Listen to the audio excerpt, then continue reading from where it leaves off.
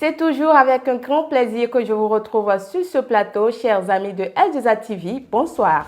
Lutte contre les violences basées sur le genre dans la cité des Kobourou. Une mobilisation sociale a été organisée par l'ONG Health Development en collaboration avec l'ABPF. Vous en aurez les détails dans un instant. Et comment se faire de l'argent grâce à sa présence sur les réseaux sociaux? Un expert nous en parle dans ce journal. Mesdames et messieurs, merci d'honorer ce rendez-vous sur votre chaîne de développement. Le rapport annuel des activités de l'Union départementale des organisations professionnelles des éleveurs de ruminants du Borgou à Libouri a été présenté ce 24 octobre au COPI numéro 12.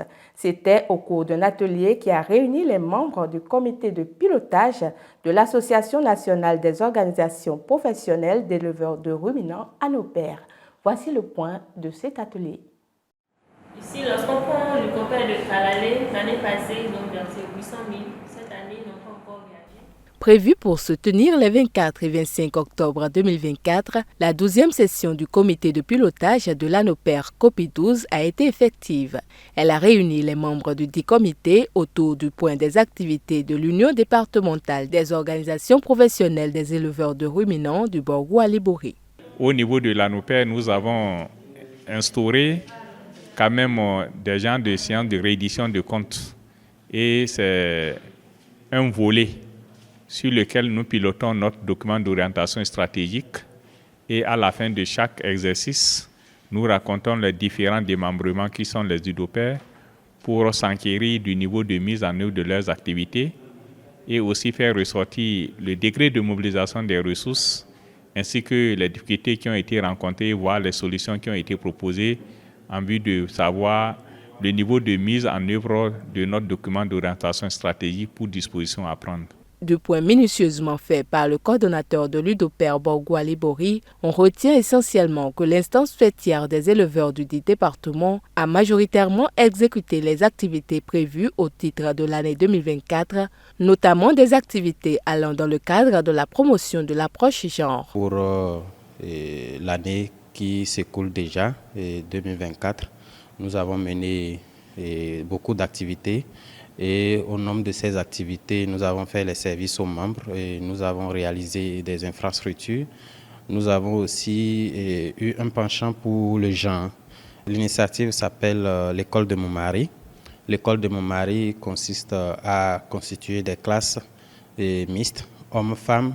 Et à travers cette école, il y a des thématiques qui sont développées qui permettent à la femme de s'exprimer, de s'affirmer. Cette école qui a été initiée avec l'appui de la coopération suisse et a pour objectif de pouvoir améliorer la représentabilité des femmes au niveau de l'ANOPER. Il est à souligner que pour le compte de cette année, l'UDOPER Borgou à Libouri a bénéficié de l'accompagnement de plusieurs partenaires qui lui ont renouvelé leur confiance. Nous avons ACMA, nous avons aujourd'hui Profina qui nous aide également sur l'éducation financière. Nous avons d'autres projets, programmes qui sont annoncés pour pouvoir nous aider à mettre en œuvre les différentes activités planifiées dans le document d'orientation stratégique de l'ANOPER. Une chose est de rêver et d'avoir des orientations, mais l'autre chose, c'est d'avoir les moyens pour pouvoir faire la politique de ces rêves.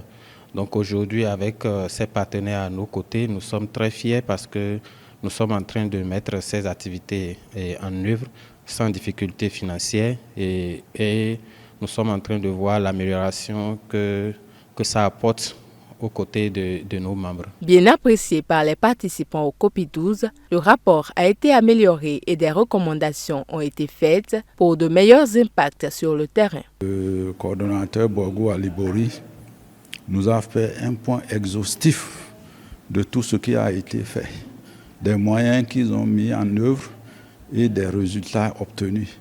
Je pense que pour ces moyens mis en œuvre, on peut déjà apprécier le résultat obtenu. Il nous reste encore quelques 2 mois. Je pense que pour arrondir les bouts, ils vont mettre bouchée d'eau pour y arriver. La réunion s'est correctement passée. Dans de très bonnes conditions, nous avons eu de très bonnes résolutions Et dans le rapport, nous avons eu à faire des propositions qui pourront nous faire avancer. On a dit qu'il faut que tous ceux qui ont été élus, qui occupent des postes, puissent reconnaître d'abord le cahier de charges qui s'y rattache. L'autre thématique aussi, c'est au niveau de la mobilisation des ressources. Nous avons pensé à la création d'une certaine stratégie de mobilisation des ressources par la mise en œuvre des activités génératives de revenus. Le rapport de l'UDOPER Borgo-Libori, ainsi présenté au cours du COP12 ce jeudi, sera parfait pour une version finale d'ici décembre 2024. Prévenir l'extrémisme violent à travers l'implication des jeunes dans la lutte, c'est la stratégie adoptée par l'ICESCO en collaboration avec la Commission nationale du Bénin pour l'UNESCO. Un atelier de formation des jeunes à la paix a été organisé dans ce cadre. C'était toujours ce jeudi à Parakou.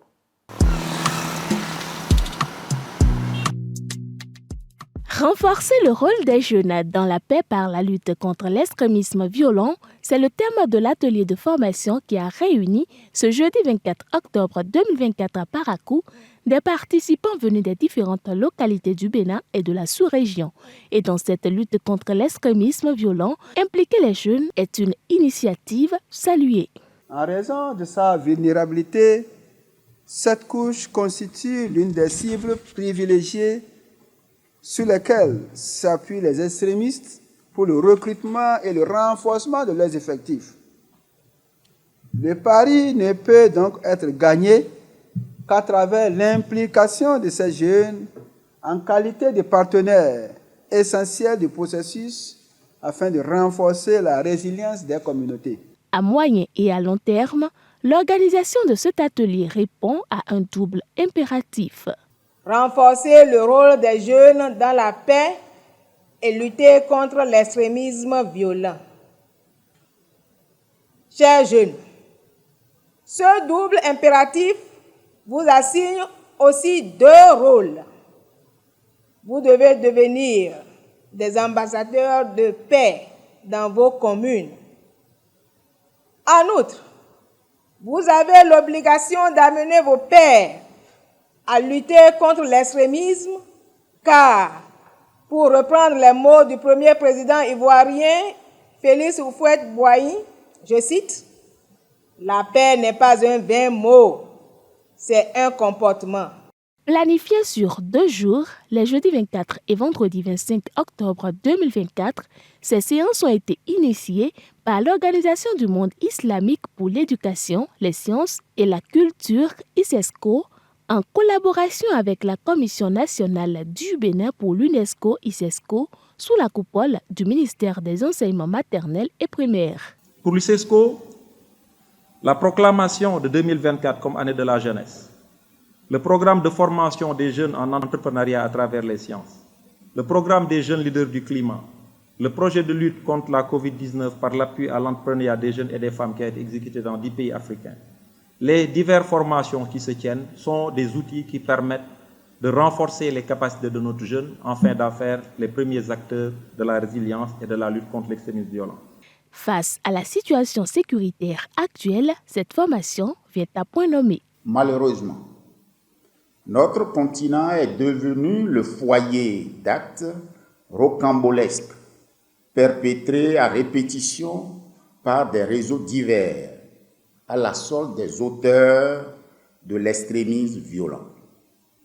À cet effet, vous convenez avec moi qu'en ces moments où plusieurs pays de l'Afrique de l'Ouest font durement face aux affres d'une violence criminelle et terrifiante due au terrorisme, l'importance capitale du présent atelier pour notre système sécuritaire n'est plus à prouver. Compréhension des concepts de paix à 360 degrés de l'ICESCO, de radicalisation et d'extrémisme violent, stratégie de mobilisation et plaidoyer sont entre autres thématiques de communication qui vont tenir en haleine les participants sur les 2 jours que dure la formation. Et toujours dans le cadre de la lutte contre les problèmes de la société, l'organisation non gouvernementale Health Development, avec l'appui de l'APPF, dit non aux violences basées sur le genre dans la cité des Kobourou. Pour ce faire, elle a procédé le week-end dernier à une caravane à travers la ville pour dire non aux violences basées sur le genre. Reportage. Une caravane à travers la ville de Parakou a été organisée ce vendredi 18 octobre 2024 par l'ONG Health Development pour donner de la voix contre les violences basées sur le genre. Cette caravane, c'est l'une des activités du projet plaidoyer contre les VBG financé par l'ABPF et qui est un projet initié par Health and Development pour les 16 jours d'activisme contre les VBG. Dénommée « Enlever les masques pour éradiquer les VBG de Parakou », cette caravane entamée à la place Hubert Maga de Parakou a chuté à l'hôtel de ville où les messages de plaidoyer, objectif principal de cette activité, ont été présentés aux autorités. Nous avons un message à vous adresser. Excellence Monsieur le maire, laissez-nous vous raconter une histoire. C'est l'histoire d'une jeune fillette de 3 ans qui a été abusée sexuellement par son oncle ayant utilisé du yaourt pour la manipuler. Le moment d'agir est venu. Chaque jour qui passe sans action signifie plus de vie brisée, plus de potentialités gaspillées. Nous vous appelons à faire de l'éradication des VBG une priorité nationale. Des messages bien accueillis par l'autorité qui ne manquent pas de saluer l'initiative de l'organisation.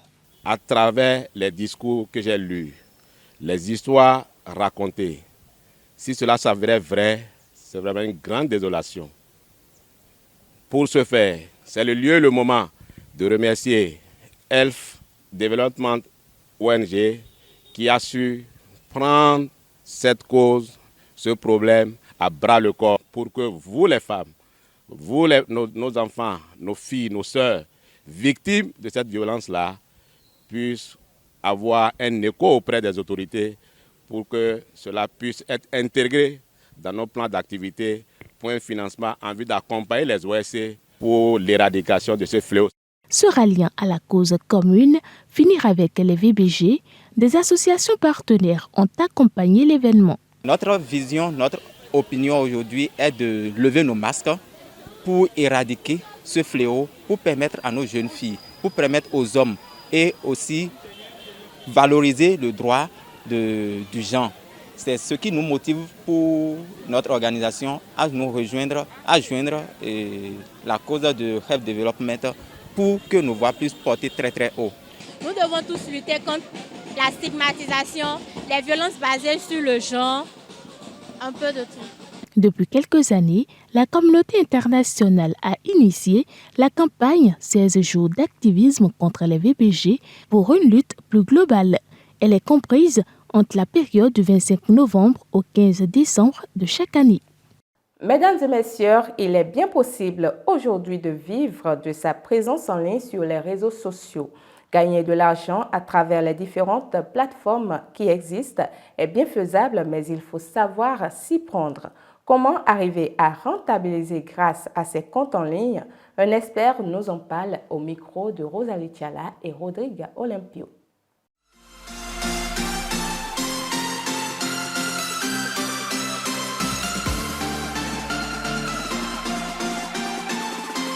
Les réseaux sociaux aujourd'hui, c'est toute une aubaine, c'est toute une opportunité et seuls ceux qui savent profiter de leur présence en ligne peuvent gagner énormément en termes d'argent ou en termes de contacts. Moi, mon astuce, c'est assez basique. Mais lorsque je veux publier quelque chose, je me pose cette question. En quoi est-ce que ça m'arrange et en quoi est-ce que ça arrange ceux-là qui me suivent? Moi, je suis designer graphique. J'ai besoin d'argent. C'est pour ça que je fais ça. Donc, je me dis, bon voilà, il faut quand même que je puisse partager quelque chose qui puisse aider mes potentiels clients et dans le même temps montrer mon savoir-faire. Aujourd'hui, l'on peut vivre d'Internet et il y a plein de jeunes béninois qui vivent d'Internet, juste d'un forfait limité. Et ils arrondissent leur fin de mois, ils payent le loyer, voilà, ils s'achètent des biens, etc. Voilà, aujourd'hui, lorsque vous avez un compte, je suppose que vous n'êtes pas encore une personnalité publique parce que pour avoir une page, il faut remplir un certain critère. Si vous êtes un personnage public, vous pouvez choisir d'avoir une page. Voilà, et si vous êtes un artiste, etc., ou bien vous êtes un PDG, vous êtes un chef d'entreprise, vous pouvez avoir une page. Mais lorsque peut-être vous êtes en train de vous chercher, vous êtes encore jeune, vous n'avez pas encore atteint ce standing-là, vous pouvez juste avoir un compte.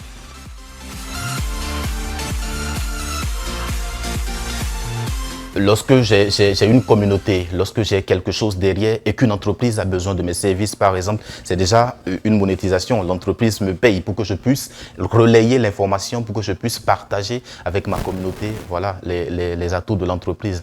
Donc, il y a de ces moyens pour permettre vraiment à ceux qui sont sur Internet, à ceux qui veulent en faire peut-être un business, effectivement, de trouver leur gagne-pain.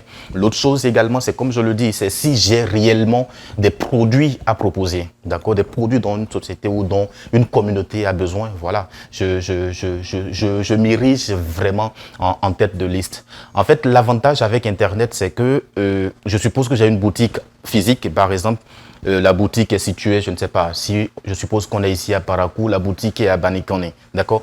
Mais en fait, le fait d'être présent en ligne permet à quelqu'un qui est à Zongo, quelqu'un qui est à Guéman, quelqu'un qui est dans n'importe quel autre quartier de savoir que j'existe, comparativement à ceux qui vont simplement prendre par Banikane pour savoir que la boutique physique est là. Vous voyez? Donc ça ouvre de champs d'action pour permettre vraiment aux promoteurs ou à tous ceux qui veulent en faire un gagne-pain de pouvoir trouver le jeu.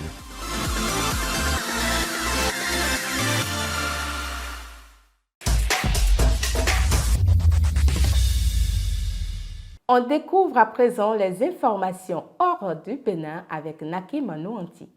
Au Nigeria, le président Bola Tinubu a procédé à un remaniement ministériel majeur au sein de son gouvernement visant à rendre son administration plus efficace, a annoncé le porte-parole Bayo Onanuga ce mercredi. 5 ministres ont été limogés. Il s'agit des ministres de l'Éducation, du Tourisme, des Affaires féminines et du Développement de la jeunesse, ainsi que le ministre délégué au Logement. Et Bola Tinubu a nommé de nouveaux ministres chargés de l'action humanitaire et de la réduction de la pauvreté, du commerce et des investissements, du travail et du développement de l'élevage, ainsi que des ministres délégués aux affaires étrangères, à l'éducation et au logement, selon le communiqué.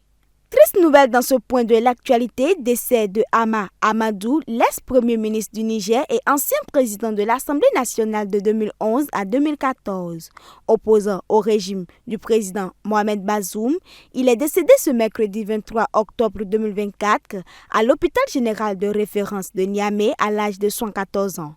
Il était rentré au Niger en septembre 2023 après le coup d'État. Sa disparition marque la fin d'un parcours politique marqué par des responsabilités majeures et des moments clés dans l'histoire récente du Niger.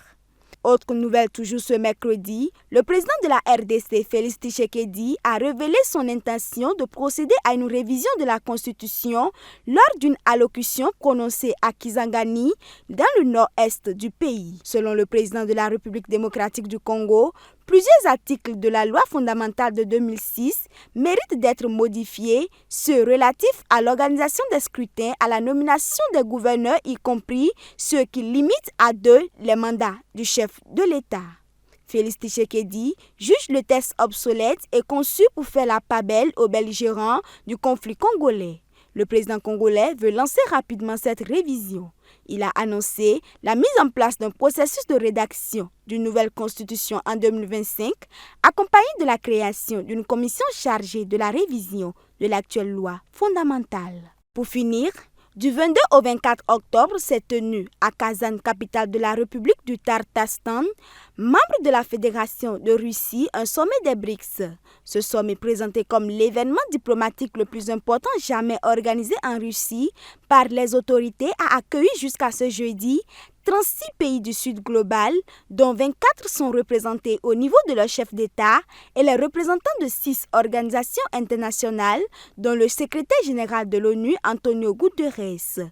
Le président russe et le secrétaire général de l'ONU se sont entretenus ce jeudi 24 octobre où Antonio Guterres a insisté sur l'invasion russe de l'Ukraine qui est une violation du droit international. Et c'est sur ces informations que nous mettons un terme à ce journal. Merci de nous avoir suivis. Mesdames et messieurs, prenez soin de vous et prenez soin de vos proches en restant en compagnie de nos programmes. Bon week-end à vous.